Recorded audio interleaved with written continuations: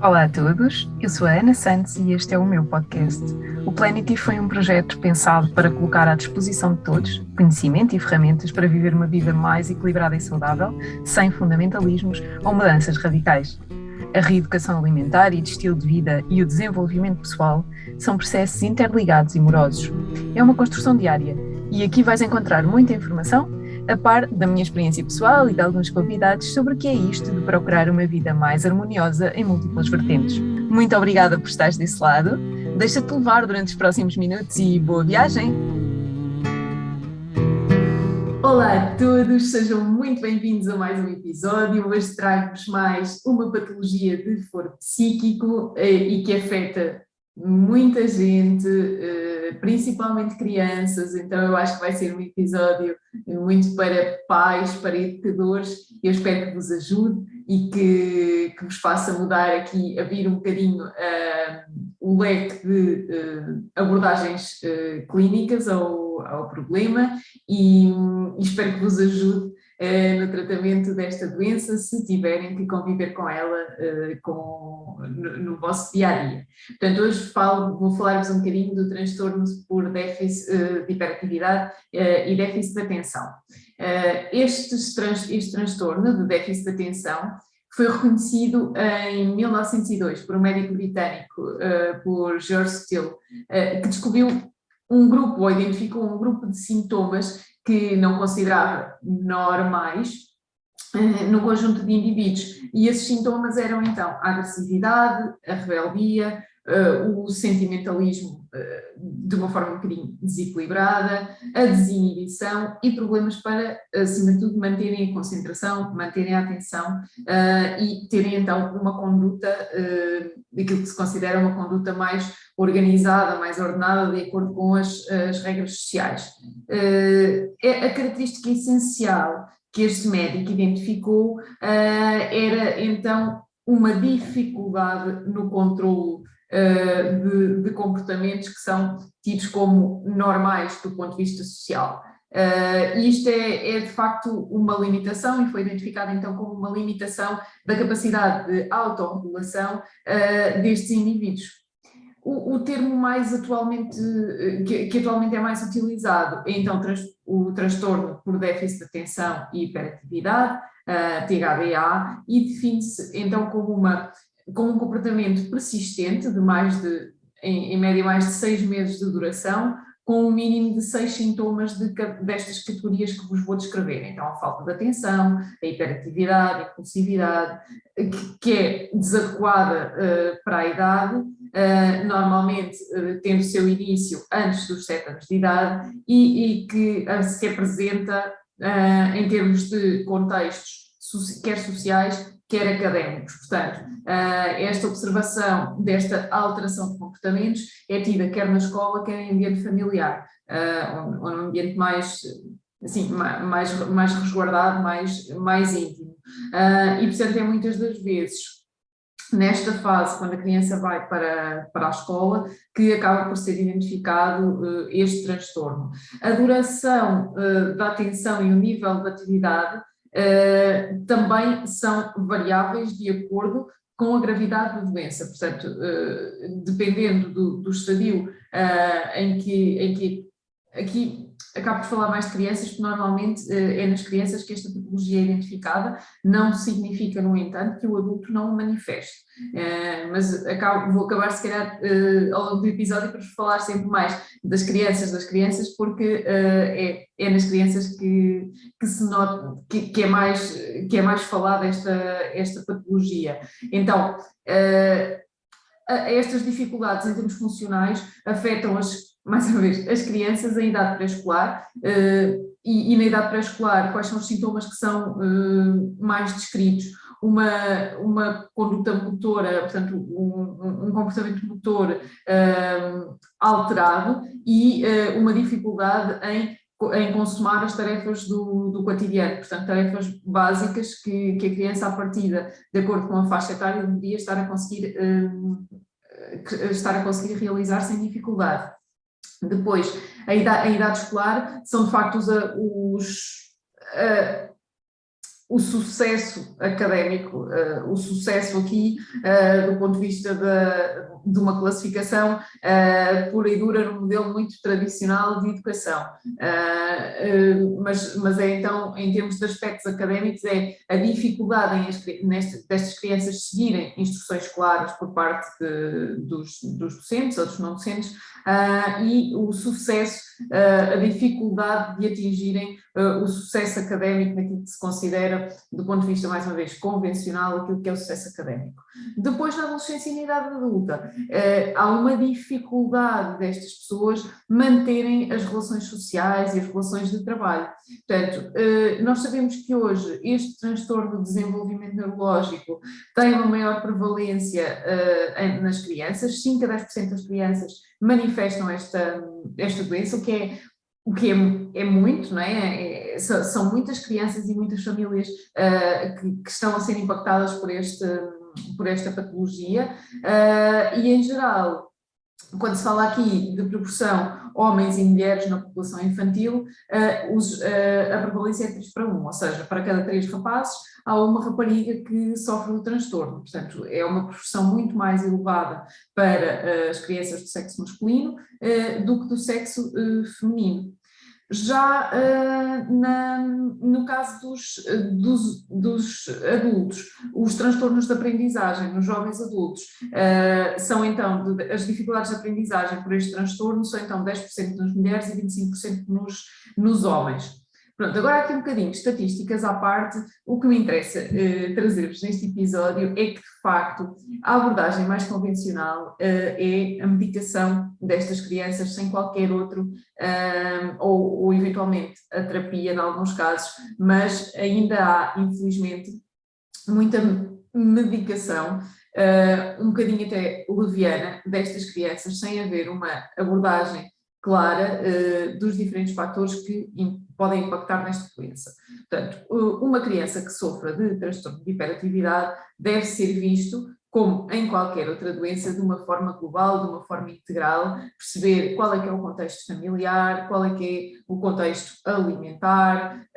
qual é que é o padrão de comportamento da família e, acima de tudo, o padrão genético, porque hoje nós sabemos que estes transtornos estão associados a problemas genéticos. Portanto, a criança não é hiperativa porque é hiperativa, não é hiperativa porque é mal educada e porque não lhe dão educação, não tem nada a ver com isso. Portanto, há transtornos genéticos que, efetivamente, alterações genéticas que efetivamente existem, estão descritas como potenciadoras do desenvolvimento desta patologia ou de outras patologias associadas, nomeadamente patologia de transtornos de autismo, e quando não tratadas ou quando tratadas, ou quando os fatores ambientais, mais uma vez aqui, potenciam o desenvolvimento destas doenças, então aí a doença manifesta-se e começa a haver efetivamente sintomas. Do ponto de vista da neuropsicologia, há então 3 domínios globais da função neuropsicológica ao nível dos fatores de neurotransmissão cerebral relacionados com esta doença, que são a regulação ou a dificuldade de regular o estadio de estar desperto e de regular a resposta ao alerta, a estímulos, também a função executiva, portanto a inibição ou supressão da resposta e da planificação,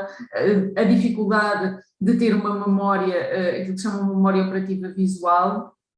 e a resposta ao incentivo, portanto o controle motor e a oportunidade, a informação temporal que intervém no funcionamento cognitivo da pessoa. Hoje nós sabemos que, do ponto de vista neuropsicológico, está descrito que, do ponto de vista neurobiológico, desculpem, está descrito que as vias, quer da dopamina, quer da noradrenalina, que são 2 hormonas, são os principais neurotransmissores relacionados com esta tarefa, com esta capacidade que nós temos de prestar atenção e que nas pessoas que sofrem desta doença fica afetada. E, portanto, estas 2 vias, quer da dopamina, quer da noradrenalina, necessitam ser melhoradas para podermos ter um benefício clínico visível no tratamento da doença. E, portanto, podemos fazer esta melhoria nestas vias nesta produção hormonal de diferentes formas. Nós hoje sabemos que mais ou menos 17% das crianças americanas sofrem deste transtorno, o que conduz para além do transtorno per si, no sentido de ter uma alteração de comportamento e de tudo aquilo que, do ponto de vista social, possa impactar no desenvolvimento da criança, nós hoje sabemos que há um déficit de aprendizagem associado quando a doença não é tratada. E, portanto, já não é só um problema de comportamento social, com tudo aquilo que isso possa acarretar, mas trata-se também de uma dificuldade destas crianças terem uma aprendizagem correta e adequada. Portanto, também aqui os modelos de aprendizagem nestas crianças devem ser adequados com a dificuldade que isso possa ter num sistema de ensino muito convencional. Mas, mais uma vez, aqui o meio é fundamental, a forma como a criança está integrada socialmente é fundamental e é preciso rever todos estes pilares, porque é uma doença, não é uma criança que não lhe apetece, não é uma criança que não quer, não é uma família que não educa, é uma doença que tem que ser tratada como tal nos diferentes contextos. Nós sabemos então deste impacto, mas sabemos também que há uma vulnerabilidade genética, uma alteração genética e que há causas ambientais, nomeadamente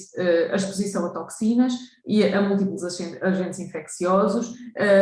fatores sociais e culturais, o estado de saúde geral, nomeadamente a nutrição, a forma como esta criança é nutrida ao longo dos seus primeiros anos de vida. Hoje sabemos que crianças que foram sujeitas ou foram vítimas de muitas infecções na infância têm uma predisposição maior, se tiverem predisposição genética, para desenvolver este tipo de patologia, por exemplo, ou se estiverem perante a presença de muitas toxinas, de casas muito úmidas, com muito mofo, com muita umidade.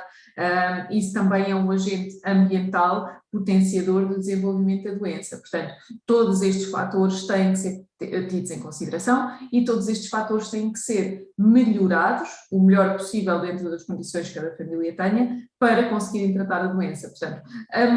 a doença, o tratamento clínico, farmacológico, aquilo que faz é melhorar os sintomas, mais uma vez, mas não vai à causa, não altera os fatores do meio. Portanto, se a criança estiver integrada exatamente no mesmo meio, exposta exatamente às mesmas toxinas,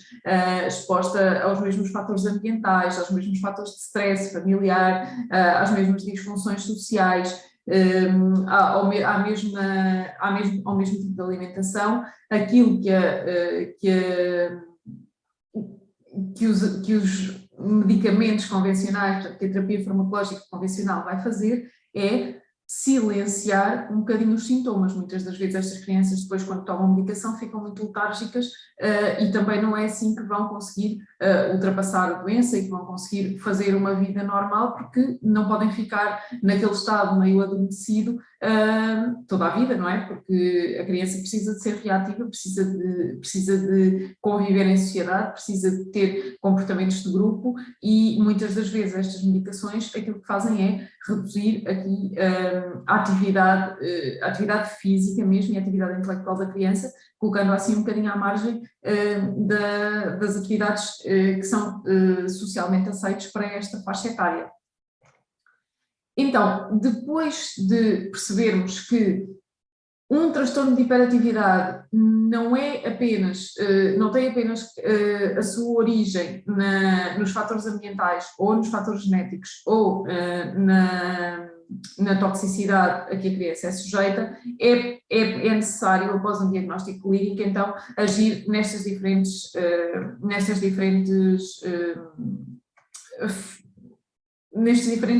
pontos de tratamento. Portanto, hoje nós sabemos então que há de facto fármacos que são utilizados e que são necessários, especialmente quando há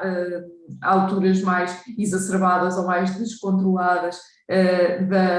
da doença. No entanto, nós sabemos também que há outro tipo de de terapias não farmacológicas e alimentação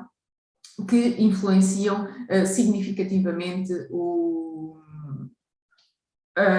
desenvolvimento da doença. Em termos de terapias não farmacológicas, temos as dietas de eliminação, que quando eu vos falo de dieta de eliminação é em que se elimina determinados alimentos, e já vamos ver quais, a suplementação de vitaminas e minerais, ou de outros, nomeadamente macronutrientes, temos proteínas, hidratos de carbono, que possa ser necessário suplementar após uma dieta de eliminação, porque não nos podemos aqui esquecer que a criança está numa fase de desenvolvimento importante e, portanto, nós não podemos simplesmente retirar e não compensar aquilo que retiramos alguns alimentos que são efetivamente nocivos, mas temos que os compensar de alguma forma e compensamos aqui, nestes casos, com suplementação. A utilização de plantas medicinais, a aromaterapia, os quiropráticos, a naturopatia, o tratamento psicossomático, a homeopatia, a acupuntura e outras técnicas contemplativas, nomeadamente o yoga, o tai chi, a terapia ocupacional, a integração sensorial, são tudo terapias alternativas, complementares, que devem ser utilizadas no tratamento da doença, porque, como falei no início, esta doença tem fatores genéticos, em que aí, efetivamente, a componente farmacológica pode ser importante em determinados momentos, mas nós não queremos, nem como pais, nem como educadores, nem como sociedade, ter uma criança medicada ao resto da vida. Portanto, o objetivo aqui é nós tratarmos todos os fatores ambientais de forma a minimizar esta componente genética e a alterar aqui, a modular aqui as vias de sinalização neuronal para melhorar o comportamento da criança, no sentido de lhe dar autonomia e a libertar da toma de fármacos por rotina, sempre que isso, obviamente, é possível. Portanto, há de facto uma quantidade enorme de fármacos que são prescritos para estas patologias. De qualquer forma, nós sabemos hoje em dia que há efeitos, obviamente, benéficos da toma destes fármacos, porque a curto prazo eles melhoram a atenção, diminuem a distração, diminuem a hiperatividade, a impulsividade, mas também diminuem a interação social, tornam a criança menos agressiva, mas também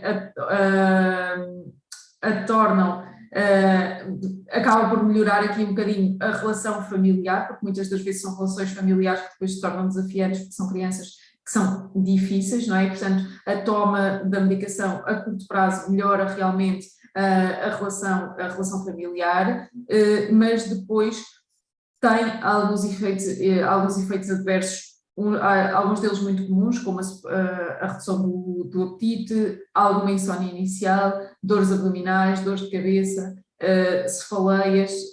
ou dores de cabeça, taquicardia, irritabilidade e, em casos mais raros, mas que não são assim tão raros, que já estão descritos com uma percentagem significativa, aumenta sintomas de compulsividade, aumentam aquilo que nós chamamos os tiques. As crianças acabam por ganhar determinados tiques que depois, quando a medicação é retirada, a criança volta a ter um comportamento normal, começam a ficar demasiado apáticos, começam a ter uma conduta muito, muito estereotipada, menos espontaneidade. Portanto, temos aqui alterações de comportamento que nem sempre os ganhos compensam as perdas. E, portanto, se é importante termos uma abordagem aqui global e funcional em muitas patologias, eu acho que nas crianças é ainda mais importante, porque nós queremos crianças saudáveis, queremos crianças ativas, queremos crianças despertas e não as queremos drogadas pelo efeito de fármacos. Portanto, vamos tentar melhorar aqui o estado geral de comportamento destas crianças. Que fitofármacos é que nós podemos utilizar, por exemplo, nos transtornos de sono e nos transtornos de ansiedade? Podemos utilizar doses de 1 a 5 miligramas de melatonina. A melatonina está descrita como sendo uma droga, um fitofármaco seguro, mas que não deve ser utilizado durante mais de 4 semanas nas crianças, e nós hoje em dia sabemos que há crianças que tomam melatonina durante anos, e o que hoje em dia ainda não sabemos é quais são os efeitos a longo prazo, porque estes fitofármacos são relativamente recentes na indústria, e nós ainda não temos estudos a longo prazo que nos digam que são seguros, que a toma é segura após 4 semanas. Portanto, muita atenção se as vossas crianças estão a tomar melatonina há mais do que esse período, porque não há estudos que comprovem a fiabilidade ou a segurança a longo prazo desta toma. Depois, também a valeriana é um outro fitofármaco que pode e deve ser utilizado por rotina, a camomila também, e estes são assim os 3 que são importantes para regular o sono. Também alguns óleos essenciais, aqui já no campo da aromaterapia, estão descritos como sendo interessantes para o tratamento desta patologia. Mas aqui, mais uma vez, quando são crianças muito pequeninas, é importante nós termos atenção que a aromaterapia, por exemplo, até aos 3 anos, tem muitas restrições. Portanto, quando falamos de aromaterapia, são óleos essenciais que provêm de plantas, sim, mas o seu impacto pode ser muito nocivo, porque são altas concentrações de moléculas que vão atuar no nosso organismo. Se nós não quiséssemos que essas alterações acontecessem, então não estávamos a recorrer a esta terapia. E, portanto, é importante nós aqui termos em consideração o impacto que a aromaterapia pode ter neste tratamento, mas sempre recorrendo a terapeutas bem documentados e que tenham experiência com crianças, porque podemos ter pessoas que tenham formação em aromaterapia, mas que não tenham experiência com crianças, e aí é importante recorrerem a pessoas que tenham já experiência documentada com crianças, porque de facto é muito importante nós percebermos aqui quais são as limitações da aplicação da aromaterapia. Portanto, eu nem sequer vos quero falar muito destas hipóteses, porque realmente são crianças muitas das vezes muito pequeninas em que é diagnosticado o problema, e estarmos a utilizar de ânimo leve óleos essenciais é perigoso para o desenvolvimento neuronal da criança. Depois, e aquilo que me é sempre mais grato, claro, é o impacto da nutrição. De facto, é importante o acompanhamento destas crianças por um nutricionista. Nos últimos 20, 30 anos nós tivemos múltiplas revisões bibliográficas que nos demonstram que alterações significativas nas dietas alteram efetivamente o estado geral de saúde e de atenção e de capacidade de melhoria cognitiva destas crianças. Nós sabemos hoje em dia que o gold standard para a avaliação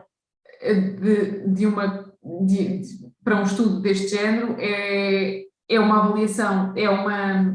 introdução de 1 a 3 meses de uma dieta individualizada de eliminação de produtos refinados. E eu sei que isto não é consensual, ou melhor, eu acho que isto até é consensual na maioria dos pais, mas é verdade que dá trabalho, dá muito trabalho, e eu também sou mãe, apesar de não felizmente até à data não ter um diagnóstico desta patologia, mas procuro ao máximo restringir os hidratos de carbono refinados. E eu sei o quanto é difícil, o quanto é desafiante, porque de facto aquilo que a indústria nos apresenta é sem dúvida aquilo que é o normal, aquilo que é o convencional, que é o pão, que são os açúcares simples, refinados, do leite, dos produtos lácteos, dos bolos, do pronto a comer, e isso tem que ser todos esses alimentos têm que ser retirados de uma dieta de uma criança com transtorno de hiperatividade.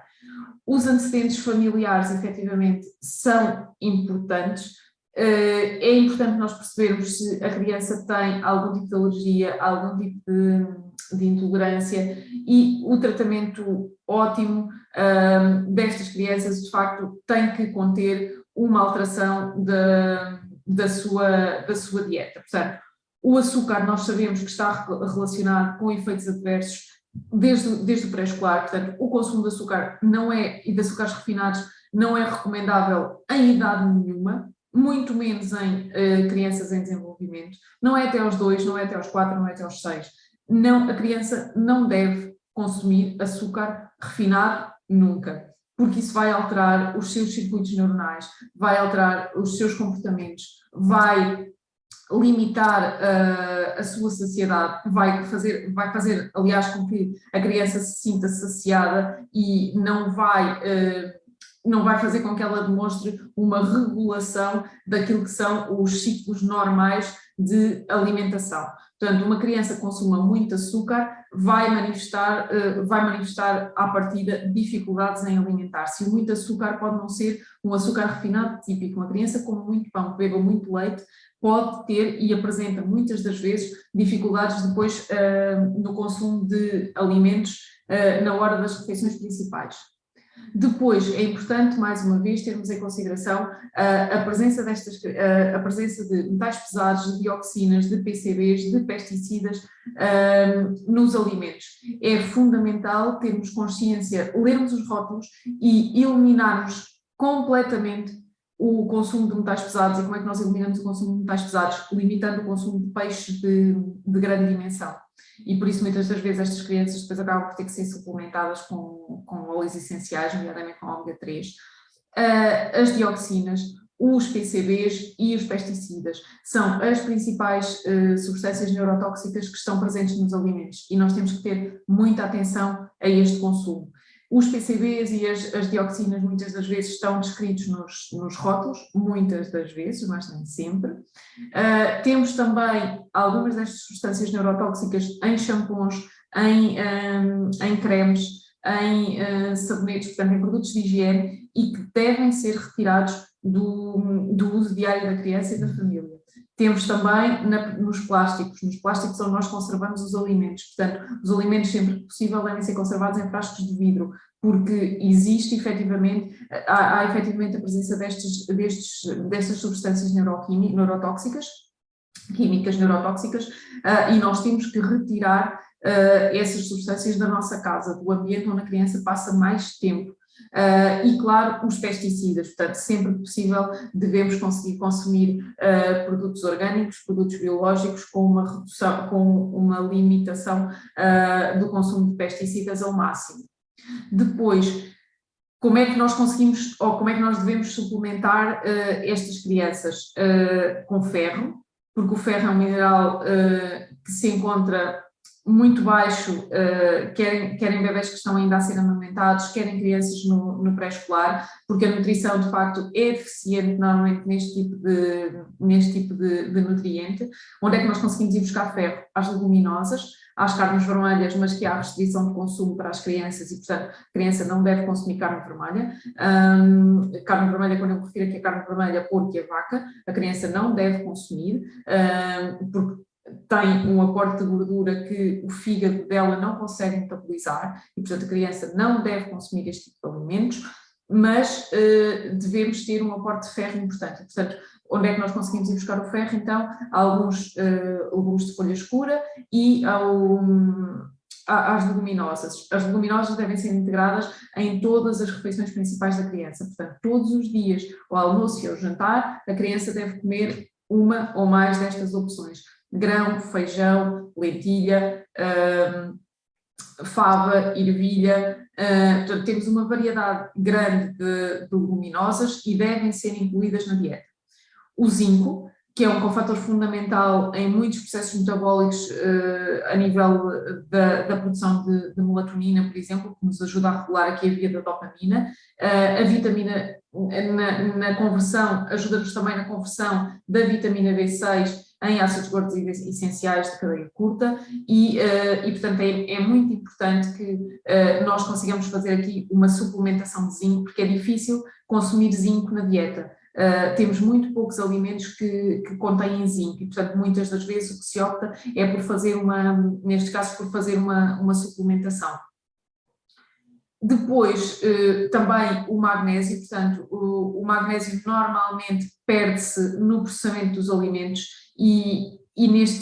há alimentos que até são ricos em magnésio, mas com o processamento, com os processos de aquecimento ou de arrefecimento, acaba por se perder e mais ou menos 50%, segundo um estudo muito recente, mais ou menos 50% das crianças que apresentam THDA têm, de facto, níveis baixos de magnésio. Portanto, é muito importante suplementar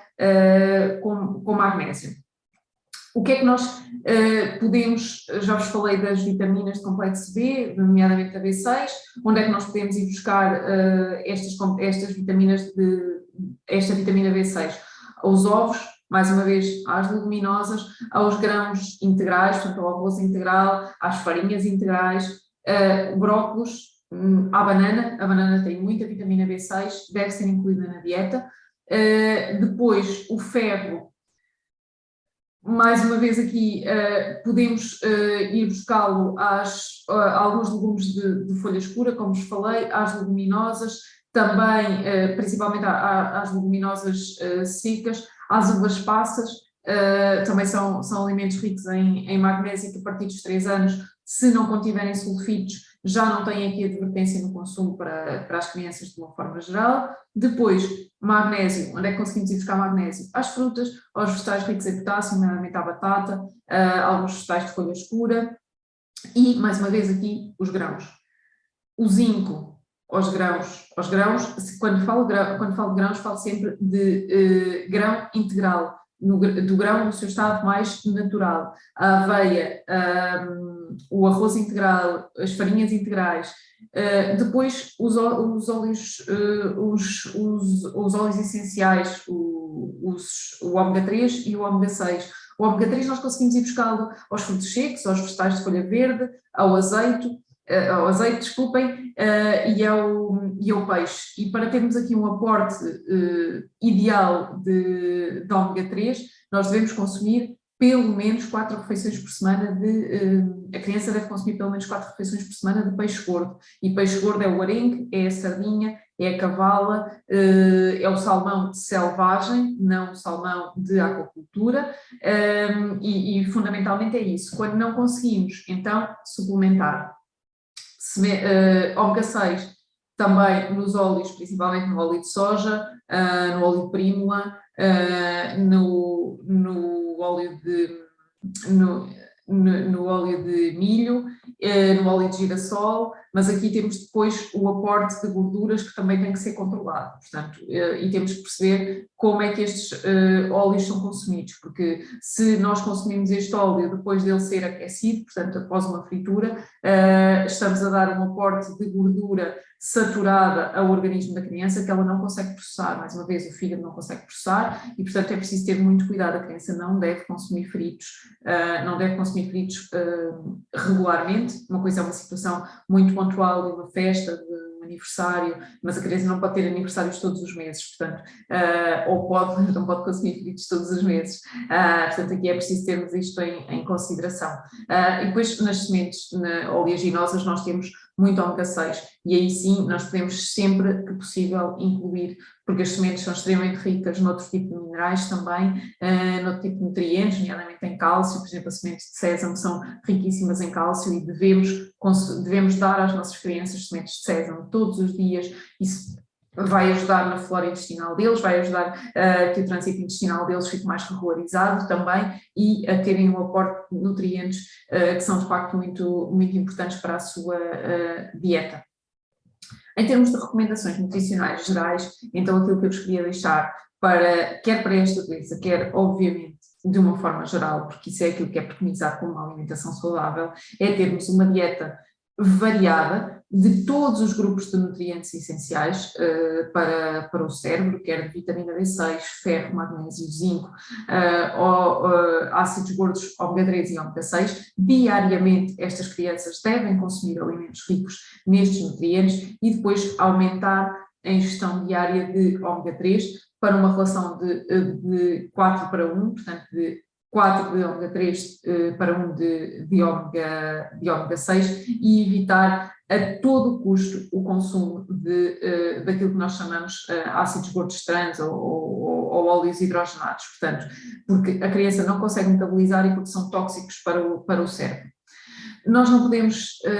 muitas das vezes, obter a dose ideal, quer de B6, quer de ferro, quer de magnésio, particularmente de zinco e de ômega 3 na dieta. E, portanto, é importante nós suplementarmos desde o nascimento, né? Desde bebés, a partir do momento em que a patologia é diagnosticada, e é importante, de facto, nós suplementarmos, obviamente com as concentrações que são descritas e que são adequadas para cada faixa etária, mas é fundamental a suplementação. Os transtornos de desenvolvimento estão também muitas das vezes associados a intolerâncias alimentares, e as intolerâncias mais comuns nestas crianças são a leite e a produtos lácteos, a trigo ou outros cereais que contenham glúten, ao milho, às frutas cítricas, ao amendoim e aos frutos secos como as amêndoas, as nozes e também algum pescado e algum marisco. Portanto, é muito importante estar descrita uma correlação entre crianças com TDAH e este tipo de intolerâncias alimentares. Portanto, é muito importante que os pais estejam alerta para o comportamento alimentar da criança, porque muitas das vezes depois são crianças que acabam por desenvolver déficits nutricionais significativos porque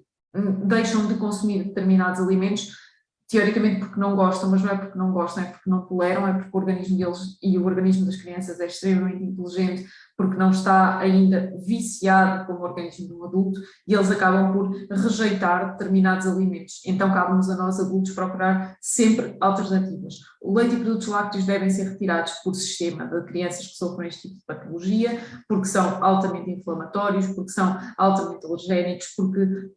vão-lhes restringir aqui a produção vão limitar aqui a produção de algumas hormonas a nível cerebral que são importantíssimas para a estabilização da doença, bem como o trigo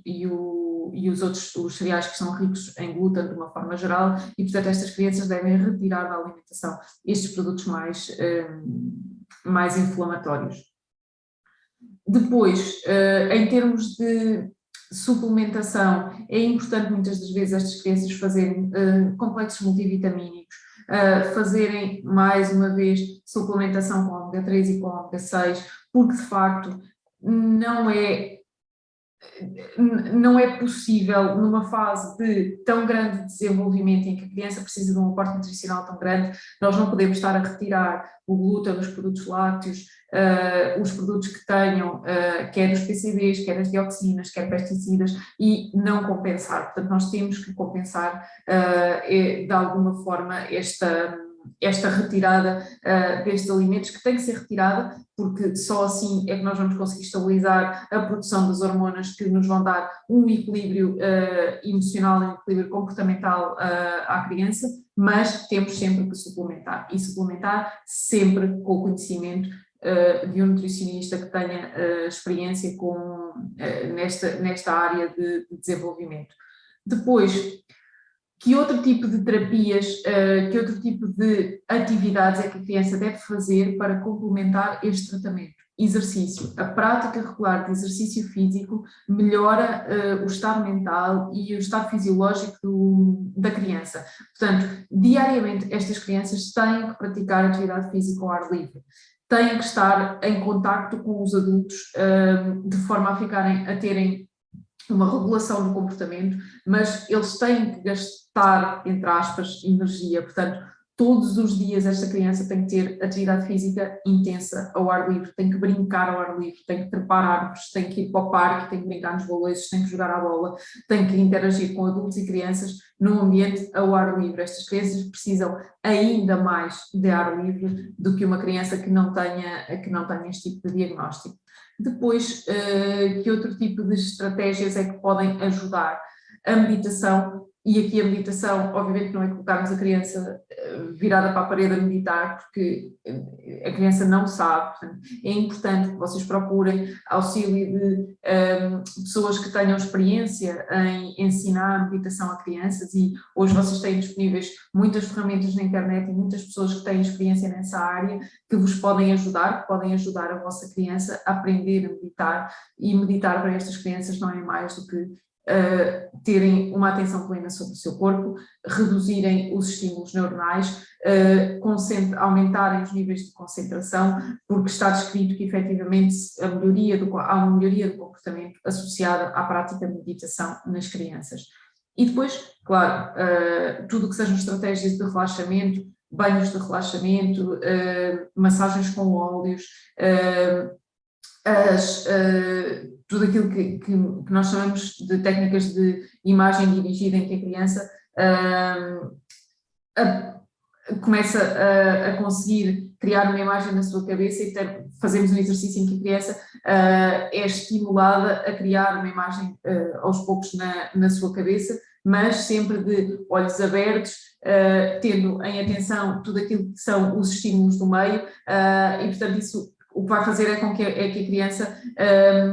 tem que estimular, mais uma vez aqui, a sua concentração, a sua atenção. Isso é a técnica de imagem dirigida. Também, se procurarem na internet, vão conseguir encontrar seguramente terapeutas. Depois, a auto-hipnose e a hipnose são técnicas que são utilizadas também para o tratamento deste tipo de patologia. Eu já tive um episódio só sobre hipnose com a terapeuta com quem fiz hipnose, com a Carla, portanto vão atrás aos episódios e vejam, têm os contactos dela, podem contactar, podem procurar obviamente também outros terapeutas nesta área, e de facto está descrito como sendo também uma outra forma de uma terapia não convencional que tem de facto resultados muito, muito bem descritos. Depois,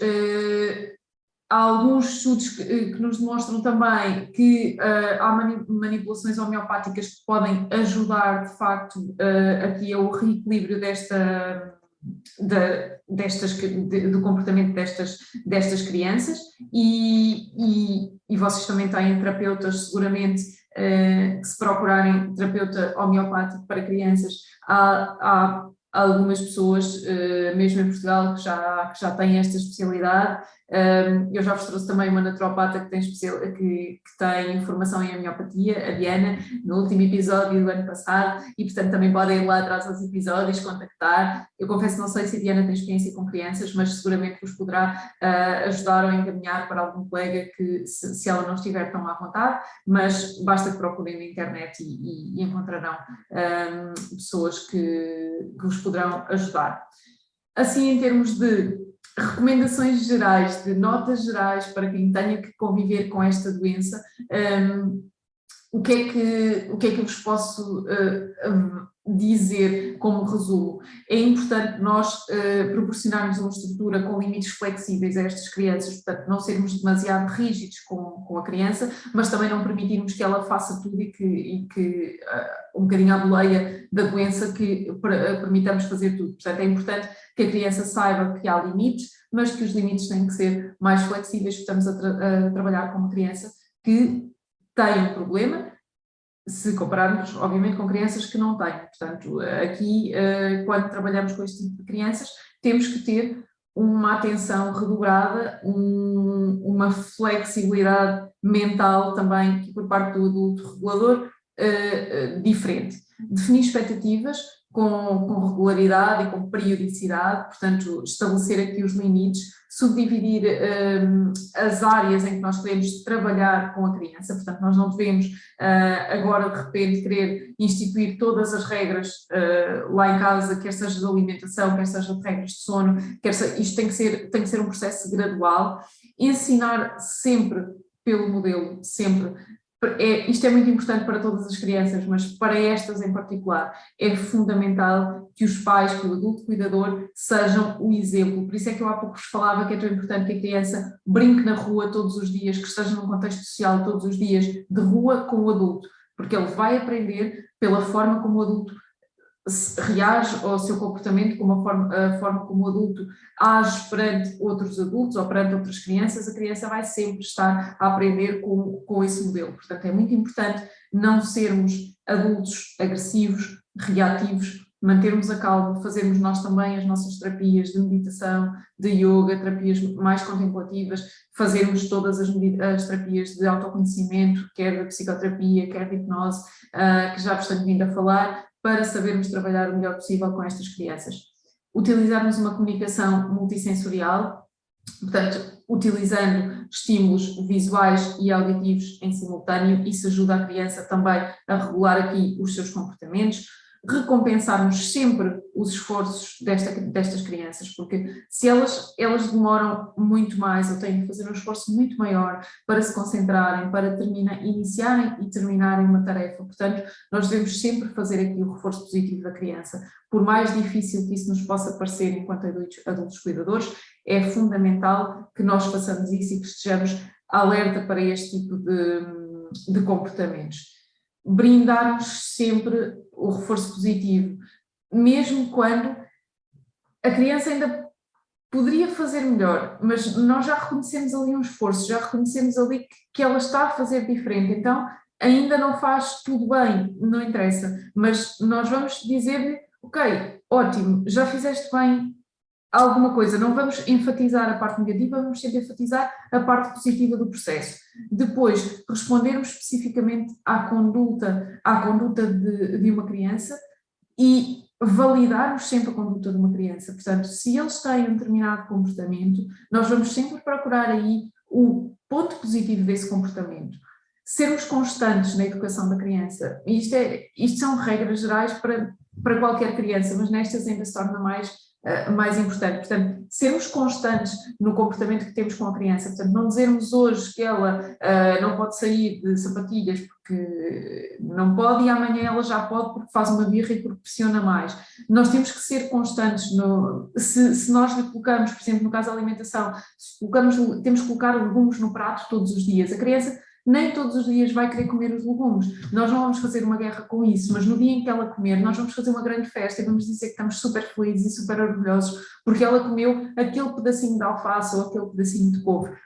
Isso já é incrível, porque mostra que há uma alteração de comportamento e se a criança sentir que está a ser reconhecida pelo seu esforço, ela até pode não gostar muito de alface, mas ela vê que o pai e a mãe todos os dias comem alface a todas as refeições, então ela vai querer acompanhar, ela vai querer ser igual ao adulto. E no dia em que ela conseguir fazer esse esforçozinho e comer aquela garfada pequenina de alface, nós vamos fazer a maior festa do mundo e dizer que ela é uma criança incrível e que está a comer muitos legumes.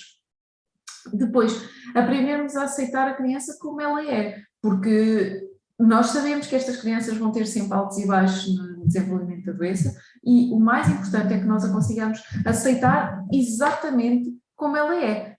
Portanto, e valorizarmos sempre os pontos positivos deste comportamento. Depois, mantermos emocionalmente neutros dentro do possível. Portanto, se o adulto se exaltar, se o adulto se irritar, a criança vai, mais uma vez, modelar o comportamento do adulto e vai ser aqui uma escalada. Portanto, é muito importante nós sermos pacientes com estas crianças. É fundamental. E realmente nós, ao longo do tempo, depois percebemos que, nomeadamente na alimentação, é preciso nós sermos muito consistentes com a criança, mas é preciso também reforçarmos positivamente qualquer esforço que esta criança esteja a fazer para melhorar a sua alimentação. E aqui, mais uma vez, é importante, principalmente quando temos estas dietas de eliminação que são essenciais no tratamento desta doença, é muito importante que toda a família acompanhe esta dieta. Portanto, não pode ser que a criança seja agora impedida de comer pão com policreme, com pastas se calhar não devia ter dito marca, mas com pastas açucaradas e o pai ou a mãe ou os irmãos vão continuar a comer. Não, a alteração de comportamento tem que ser para toda a família, a alteração de comportamento alimentar tem que ser para toda a família, porque senão não vai funcionar. E é muito importante que a família haja como um bloco. É muito importante que a família haja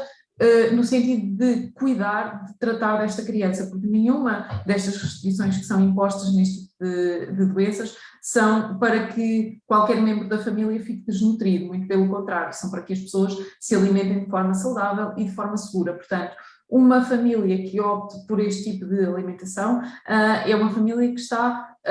num caminho de saúde, num caminho de cuidado, e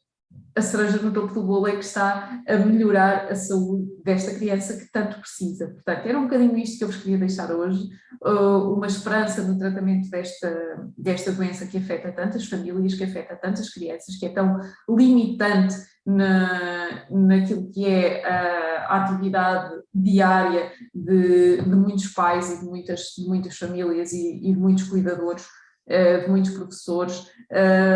e portanto é muito importante nós percebermos que há de facto uma abordagem integrativa que é possível, que é execuível e que tem resultados descritos, que tem resultados cientificamente comprovados, que não é mito, não é porque apetece dizer que agora a criança não pode comer pão e não pode comer leite e não pode beber leite ou quaisquer outros alimentos, até porque nós vimos que estas dietas de restrição vão muito além do glúten e dos laticínios, mas de facto as alterações em toda a estrutura comportamental da criança, em todo o ambiente que a envolve, são fundamentais para conseguirmos ter aqui realmente resultados